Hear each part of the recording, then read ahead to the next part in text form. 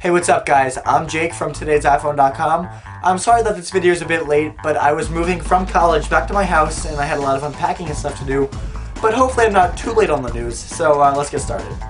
Alright, now our first story of the week has to do with iPad 2 jailbreaking, and more specifically, how some developers think that they should get paid for their work to jailbreak these devices. Recently, a tweet came out from Ionic, one of the guys working on the iPad 2 jailbreak, and he said, after a few years of bug killing, everyone will realize that it is nonsense to give out bugs for free. So this has caused a bit of a stir, because up until this point, jailbreaking has been, for the most part, all free. There are some jailbreak applications that you have to pay for, but that's really based on developer by developer basis. But now if developers are talking about making just the entire jailbreak something that you have to pay for, that's really going to limit the amount of people that do jailbreak their devices. Now, I'm not sure how I feel about this, because obviously these guys put a lot of effort into the work to jailbreak these iDevices, but at the same time, jailbreaking has always been a free thing, and it's kind of become part of it, that it's this free thing that anybody can do and really, release their device from the restrictions that Apple puts on it. What do you guys think? Are you willing to pay for a jailbreak, or do you feel that jailbreaking should be free and available to everybody? Let me know in the comment section down below. Okay, moving right along, as June and WWDC approach, iPhone 5 rumors are bound to get more and more frequent, and this time we have a good one about the camera. More specifically, there are pictures from Apple.pro showing a difference in both the front and the back camera components for the next iPhone, which could either be the iPhone 5 or the iPhone 4S, versus the current iPhone 4. Now, the one major difference between these two devices is the fact that the flash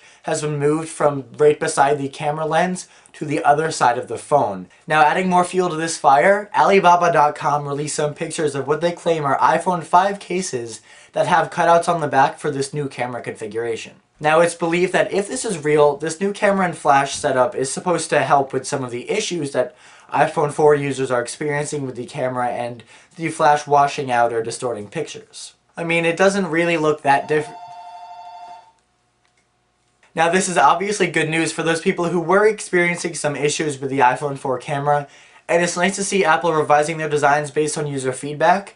The only issue I can think of with a redesign like this is the fact that if the iPhone 4S or the iPhone 5 or whatever you want to call it has the same basic shape as the iPhone 4, much like the iPhone 3G versus the iPhone 3GS, then people might be upset that they won't be able to use their iPhone 4 cases for the iPhone 5. But if rumors of a changed screen size are true, then they wouldn't be able to use it anyway, so it's really not that big of a deal. Now, speaking of the iPhone 5, this week Peter Missick, an analyst over at Business Insider, came out with a couple very interesting tidbits of information. He claims that the iPhone 5 will indeed be called the iPhone 4S.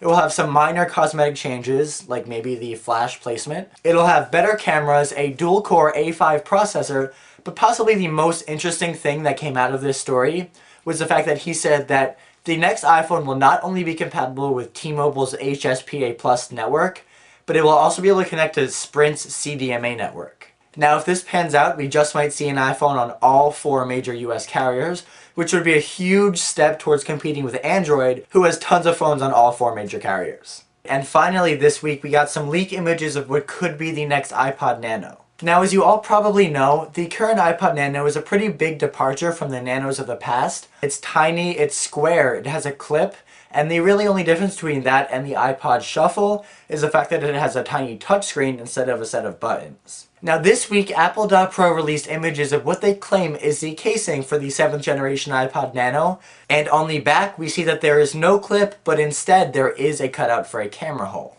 Now, speculation says that it's going to be 1.3 megapixels. Now, that's obviously not the best camera in the world, but for the camera on the iPod Nano, which is really just something to fool around with or take some quick video clips, it's definitely more than adequate. I really hope this pans out because it really confused me to see Apple take away features from a next generation device.